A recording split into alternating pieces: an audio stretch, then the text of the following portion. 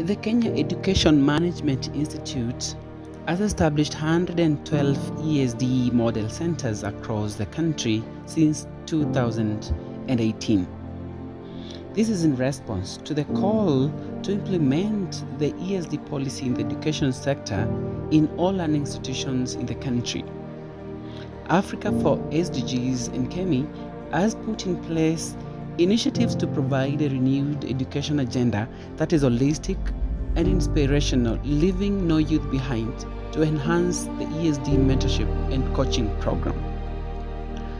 Following the excellent work going on in the ESD model centers across the country, Kenya Education Management Institute and Africa for SDGs has planned the ESD Awards for 2022 to reward students and schools for outstanding practices in local communities and schools who have challenged themselves to transform the world.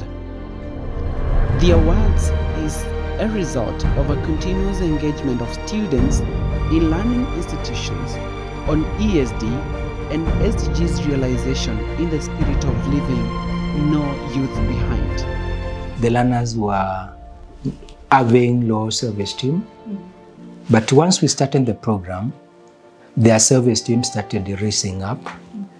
Even the people who were coming to see what we do here, they were very happy to see them doing the work. The learners have been improving day by day. Their parents are appreciating, the community around is appreciating after seeing the work they are doing. Even themselves, the learners, they are seeing their future bright. The learners have come up with ideas. They have seen a gap or a challenge which is within their school, in their community, and they have taken it up. Through these ESD projects in the school, I've noted a lot of collaboration among the students, unity, the idea of passing on the knowledge which they have to others and even to the community out there. In briquette making, we are conserving paper waste because we realized that we produce a lot of paper waste in our school. So we decided to conserve it and make it into fuel, which we use in our school kitchen. What inspires me is when I draw, I actually feel free.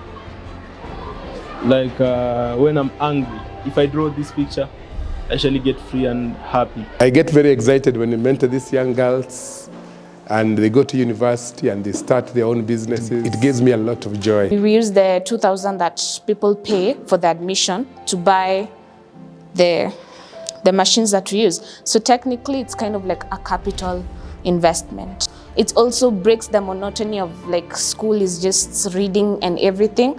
It also brings the school to life. As you can see, we are explained to about the accessories. We have programs for ESD, that tree planting at least once a term to maybe replace the ones that have been cut down. We also have bicycles riding to school. So most of our students use bicycles to come to school. So that saves the environment from emissions from vehicles and all that. Our fish pond, as principal has mentioned, feeds our teachers at least twice a term. We have cycles of maturity of fish. Currently we have around 170 fish. Tilapia mixed with catfish. And we started it and produced a lot of fish. First there were 200. Then after some times we had to harvest so that we can feed on it. All the drums, we cut into two. They become dustbins. So if you walk around, you will see them at strategic places where the boys can easily dispose any waste that will be there. So our compound looks a little bit organized than before ESD came in. The project has been very good for the students. It helps them to develop several skills which can help them even after school. Many of them have been able to go out and they're able to make the items which we are making here in school. They're able to sell them and even support themselves at the colleges where they have gone to. They're also able to help their parents when they sell some of these items, and some of them are even able to train other students. Initially, I came just for the skill, but eventually ESD became my family, became my home. I came to learn a lot. It came to build my character actually, and I specialize in making of serviette holders, toothbrush holders. There's also jewelry boxes like this one. Currently, I'm still mentoring the rest, my younger brothers over here. And out there, it's of great economic value. My parents who have given me also support. I've learned a lot from this work, from this group, about the beadwork, even being creative and making different patterns, and even making different patterns of the jewelry box, and even the toothbrush holder, the serviette holders, and the key holders. We have done some vegetable farming down there, and that vegetable that we harvest, we supplement whatever the school has.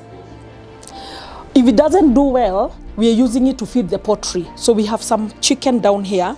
The children are actively involved in feeding the chicken and with the commercial feeds, and even pick the vegetables that the kitchen does not want to feed the chicken. We have also done fish farming. Once in a while, we have harvested the fish in the school, and we have made a delicacy for the teachers and, of course, the members of the ESD club. And because of the capacity of the pod, we have not been able to do a lot of stocking of fish in the pod. So we are only able to do some bit for display, so that you create an appetite for the children to go and impact the community where they're coming from. We could not imagine that children could be able even to make clothes. We have seen them making scarves to wear during this cold weather. The Muslim women, during their festivities, they do henna decorations on their hands. You will see them at work. ESD has actually impacted our own children, and it has become contagious even among other children, because everyone wants to join ESD. Because much as we are doing education, we have the skills that our children want to be imparted with in order to enhance entrepreneurship later in life. We are taught in ESD that we should have peace even amongst ourselves. In ESD, we are taught that peace is very important. We cannot create the beautiful things that we create with violence. Our device is made up from locally assembled materials. Unlike other respirators in the market, homemade respirator has diversified uses ranging from medical, agricultural, and industrial uses. Imagine any place, anytime, anywhere. Our device can be used by medical personnel, health workers, social officers, farmers, construction engineers to protect them against polluted and contaminated air.